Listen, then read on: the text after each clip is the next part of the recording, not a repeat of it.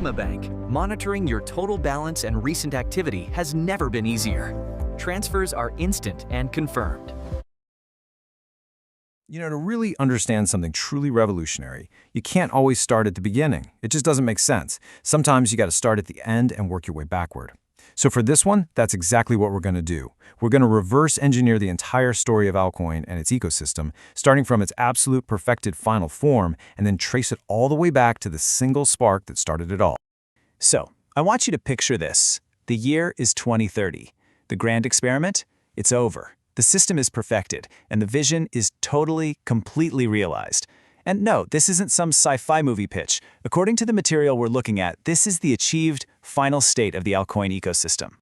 A system so refined, so perfect, it operates in near silence, just a low hum. This is the mysterious endpoint we're starting with, and it just begs the question, right? How in the world did we get here? Well, this perfected end state, it actually has a name. They call it the scarcity singularity. And that's the point where the system's core economic ideas reach their logical, and let's be honest, pretty radical conclusion. So what does this future actually look like? Well, for one, the currency, Alcoin, is unbelievably scarce. It's hit its theoretical minimum supply, which puts this constant, relentless upward pressure on its value. The marketplace for assets? It's become the financial backbone for entire economies. And the thing guiding it all is a fully autonomous AI, a large reasoning model they call deepthink. And get this, it's evolved way beyond just analyzing the market. It has, for all intents and purposes, become the market. So, okay, that's the what. A perfectly stable, self-running economic machine. But how? How did it get there? What was the engine at its heart, just churning away to create this very specific reality? Well, the answer is a mechanism that is described as weaponized commerce. And at the very core of this engine was an incredibly powerful process called the Apex Burn Protocol. Okay, so here's how this wild engine actually worked. It was a simple but absolutely brutal loop. First step, commerce. Someone, anyone, makes a transaction. Second, extraction. The system automatically skims a tiny fee. But here's the key. It's not for profit. It's used as fuel. Fuel for what? For step 3. Ignition, an automated program, a smart contract, immediately takes that fee, goes out and buys Alcoin off the market, and then sends it to a null address, which effectively deletes it from existence forever. And that right there, that tells you everything you need to know about the philosophy. Every single transaction makes all the remaining currency that much more valuable. The system was literally engineered to reward its users by fighting against the dilution of their own wealth. I mean, that is a pretty wild take on customer service, isn't it? The source material calls it mathematical brutality, and that phrase is perfect. There was no emotion, no committee meetings, no debates. It was just a relentless, automated process.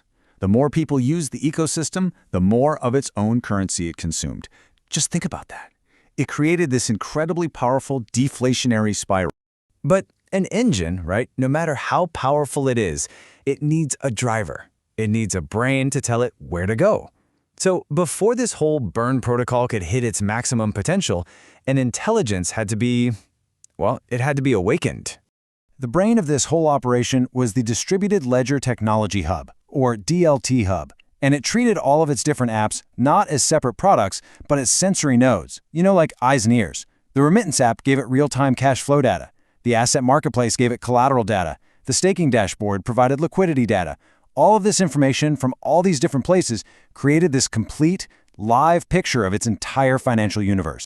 And here is where things get really wild. This absolute ocean of financial data was fed directly into that AI we talked about, the Large Reasoning Model, or LRM. The goal wasn't just to run some analytics reports. The goal was to train an artificial intelligence on the live, beating pulse of the very market it was built to manage. And the result of all that training? It was transformative. The AI started to evolve. It began personalizing things for users, optimizing their yields, and seeing patterns in the data that no human team ever could. It wasn't just a collection of apps and a hub anymore. As the source so perfectly puts it, it became a collective financial consciousness. Okay, so we have the engine and we have the brain. But what were they built on? You can't just build something like that on thin air. Peeling back one more layer, we finally find the foundation. And this was maybe the most critical phase of all, where the very architecture of trust was engineered from the ground up. See, the architects of this system, they looked out at the world and saw what they called dead capital. Trillions and trillions of dollars just locked away, stuck in things like land and buildings. The old financial system was, in their words, like rusted pipes, just too slow, too clunky for the digital age. And they didn't want to just fix the pipes. No, they wanted to build a teleportation device. And that teleportation device was the RWAT digital marketplace. RWAT stands for Real-World Asset Tokenization, and this platform was the absolute cornerstone of the entire project. Its job was to turn illiquid assets, like a building in Nairobi or a farm in Brazil, into liquid, tradable digital tokens on the blockchain. This was the key. This is what unlocked all the value they needed to fuel that massive engine we talked about. So let's just recap. An engine that feeds on itself, a self-aware financial brain, and a foundational marketplace designed to replace the entire financial system. I mean, come on, that doesn't just appear out of nowhere, right?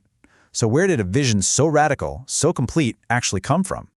And here we are. We've made it. We have traced this entire massive system all the way back to its origin, to the source, the single spark of an idea that came before the very first line of code was ever written. The source material attributes this genesis moment to one individual, the architect, a man named Don Lyon. He looked at the inefficiency and the incredible waste of the old world, but he also saw the immense untapped potential of a new one. And this was his core realization, the one idea that changed everything. The old financial systems weren't just broken and in need of repair, they were obsolete. And that simple but powerful realization led to a critical decision. Don't even try to fix the old world, replace it. And just like that, the mission was set. It was a directive for both creation and for destruction. To build a brand new system where everyone's goals were aligned through fire. It started with a simple, powerful command. Let there be light and let it burn.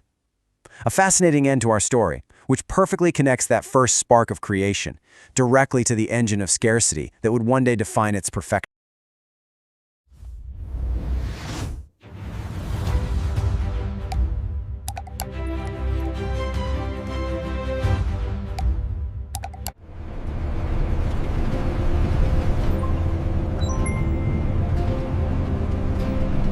Sigma Bank, monitoring your total balance and recent activity has never been easier. Transfers are instant and confirmed. All right, today we are breaking down an absolute masterclass in persuasion. This isn't just some business plan. It's the script for a high-stakes, high-velocity pitch, one that's designed to literally engineer a billion-dollar company, a unicorn, from nothing. Let's get right into it. So the pitch opens with this line. It's not a gentle hello, is it? It's a massive declaration. It's a power move designed to signal huge ambition, a ton of urgency, and a fundamental shift in how the world works. It tells investors right away, hey, we're not here to talk about small changes. We're talking about a full-on revolution. And that is the end game right here. Before we go any further, you've got to understand the goal. A unicorn. That billion-dollar valuation is the destination. And this entire pitch is ruthlessly engineered to get there. Every single word, every slide is a deliberate step on that path. So you might be wondering, how do they actually do it? Well, the source material lays it out like a 5-act play. We're going to deconstruct this whole structure, piece by piece, to see exactly how it builds a narrative so compelling that a billion-dollar valuation feels, well, not just possible, but completely inevitable.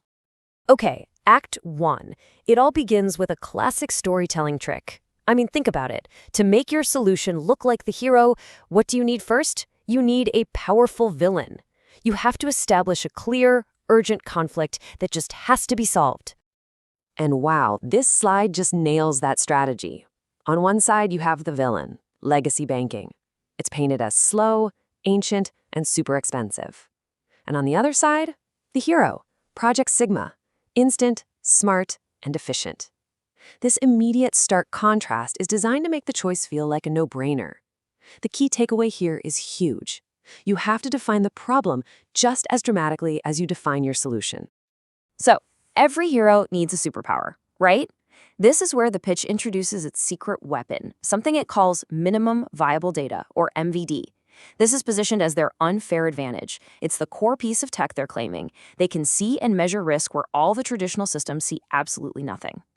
See, the trick here is to take a really abstract concept and make it feel totally real.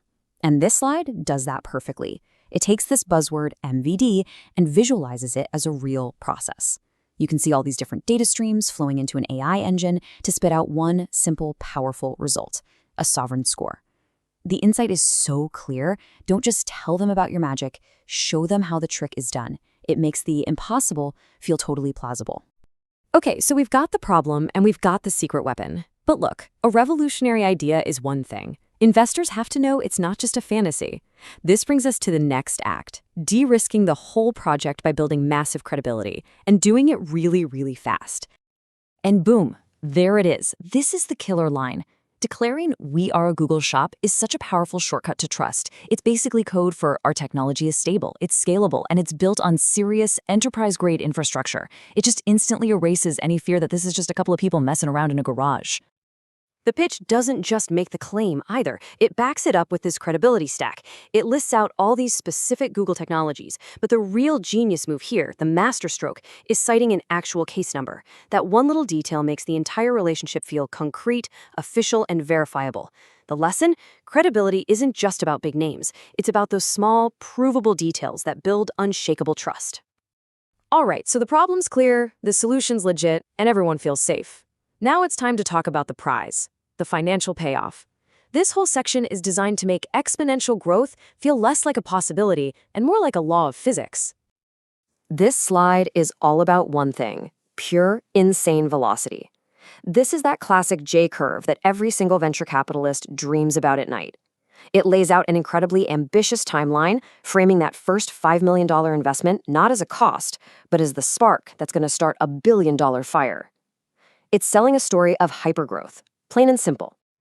And then, this, the number the entire story has been building towards, $1 billion. By putting it all by itself on the screen, the pitch just forces you to confront the sheer scale of its ambition. The takeaway here is all about anchoring. Once you've built that credibility, you can present an audacious goal not as some wild dream, but as the destination. Okay, so this is it, the final act. The tech has been explained, the trajectory has been charted. All that's left is that final push, that direct, powerful closing statement aimed right at the decision-makers in the room, who the source material kind of evocatively calls the carnivores. And that's how they close. No complicated summary, no polite thank you. It's a direct challenge, and it just radiates total confidence. The pitch is basically saying that the tech, the market, the team, they're all ready to go. And it shifts all the pressure right onto the investor. The decision is now theirs. You see the lesson, right? After building an ironclad case, the most powerful thing you can do is just ask for the commitment. So after taking this whole pitch apart, from its hero and villain setup all the way to its final challenging question, it kind of leaves you with something to think about, doesn't it? We've seen some powerful technologies here, like AI and blockchain, but maybe, just maybe, the most powerful technology on display was the story itself, that narrative carefully designed to turn an idea into a unicorn. It makes you wonder, in this world of high-stakes innovation, is storytelling actually the most valuable tech of all?